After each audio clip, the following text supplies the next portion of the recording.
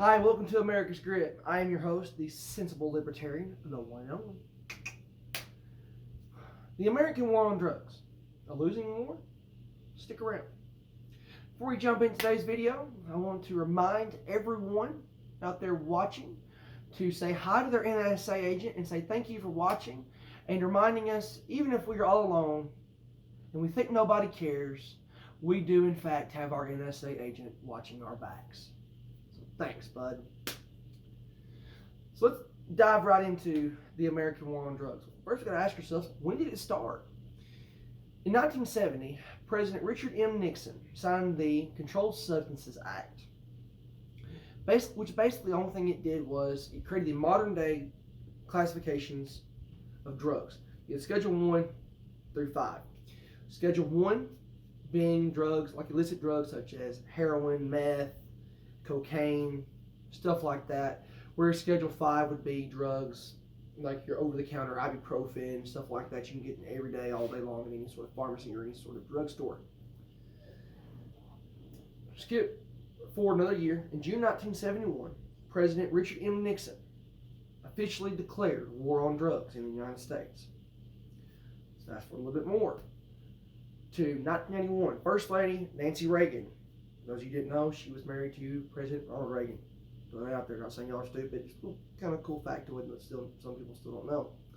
Anyway, she officially started the Just Say No campaigns. If anybody here that is watching that I'd say is older than the age of 20 has heard, well, just say no, just say no, just say no to crack cocaine, just say no to drugs. Yeah, that was effective. Anyway, Just Say No was about as effective. I don't even want to get into that. My bad. Kind of get back on track here, a little rabbit trail there. Let's fast forward to today and let's look at the social implications of what President Richard M. Nixon started. Social implications of the modern day war on drugs. Did you know every 25 seconds an American is arrested in this country for drug possession? The number of Americans arrested since the war on drugs began for drug-related charges has in fact tripled, costing the American taxpayer about $16 trillion. Right? Pretty crazy number, right? Think about what we could do with our $16 trillion. I don't know, maybe pay off a good majority of our national debt. Hint, hint. I digress from that, though. So, the American war on drugs. Why is it a big deal? Why is making drugs illegal such a big deal? Well, here at America's Grit, we believe in individual freedoms to do whatever you wish. As long as you are not hurting anybody or doing anything immoral to somebody else or causing harm or doing anything to affect anybody else's right to be free and their freedoms, do as you wish.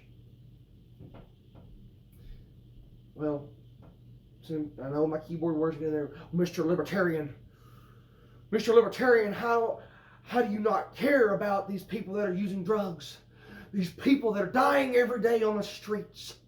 Shouldn't we lock them up and get them care? No, we shouldn't.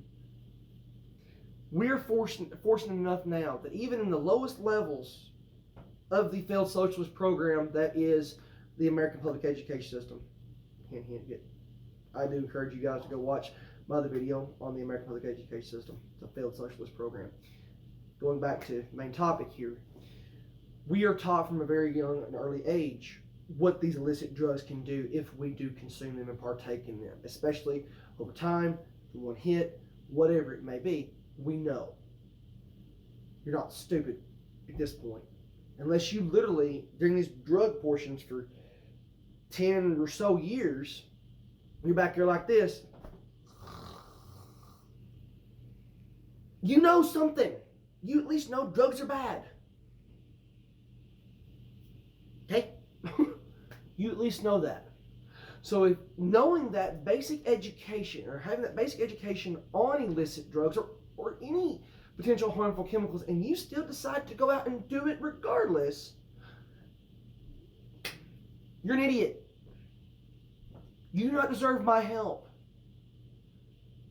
Well, Mr. Libertarian, that's very mean to say. Yeah, it's mean, but sometimes some people got to say the harsh things to get it right. Because nobody else will say it. That's one thing I do pride myself on here on America's Grip, is saying things that nobody else has either A, said before, or B, won't ever say. I do not care, because sometimes the truth hurts. In 2015, the United States spent $9.2 million every day to incarcerate individuals. That $9.2 million on the daily. Like, dude, I can barely make a couple $100 in a day, much less $9.2 million. You freaking kidding me?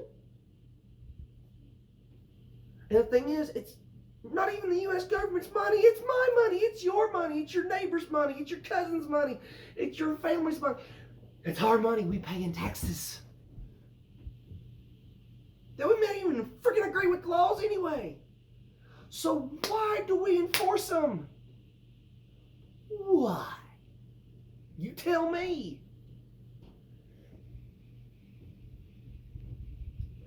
There are, in fact, some state governments in 2015, they spent another $7 billion to incarcerate individuals for drug offenses. Why? Were they hurting anybody? Or were they just high? You tell me. Guys, I smoke cigarettes. I'm a tobacco user. And I'm going to go and say this. I was just talking about those idiots. I am one of those idiots when it comes to tobacco. I knew about tobacco, what the crap it would do to me. Do I want anybody to feel sorry for me? No. Did anybody force that cigarette in my mouth and light it? No. Do I blame anybody else? No. I blame me, yours truly, the sensible libertarian, the one and only. That's who I blame. I don't blame anybody else but myself. Because I can't. I knew the risk of what would happen if I started smoking a cigarette. Did anyway. I didn't care. I don't expect anybody else to foot my medical bills either when it does ultimately give me cancer and an early death.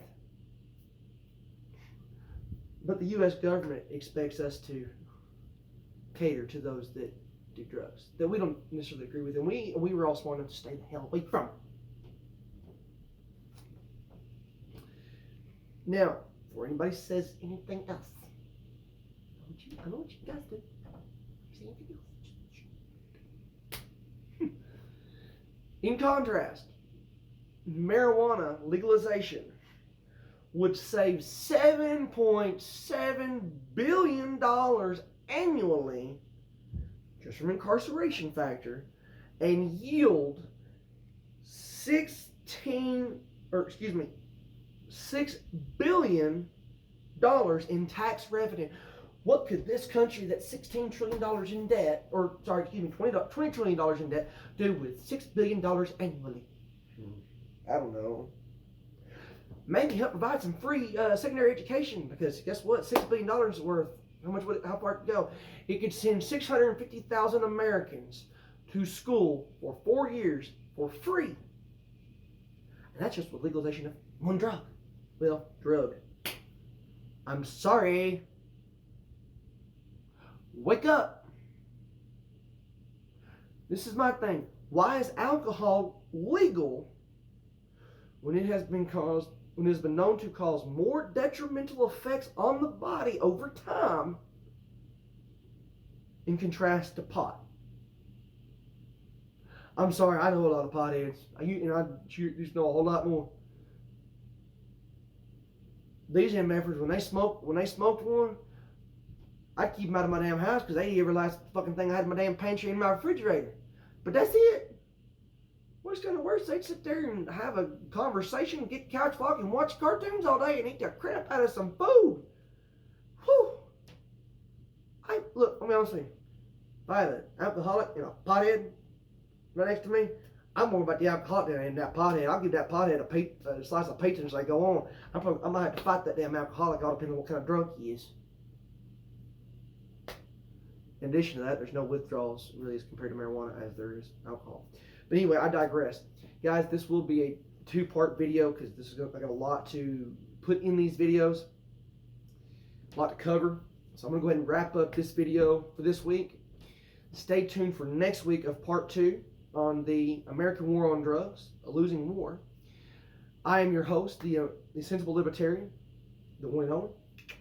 Thank you for tuning in to America's Grip. Remember to like, subscribe, and comment, and tell us what you think of the American War on Drugs. Is it a waste of time? Is it good? Is it bad? Tell us what you think. We'd love to hear from you guys. God bless you guys. God bless your families. God bless the United States of America. And I will see you next week here on America's Grip.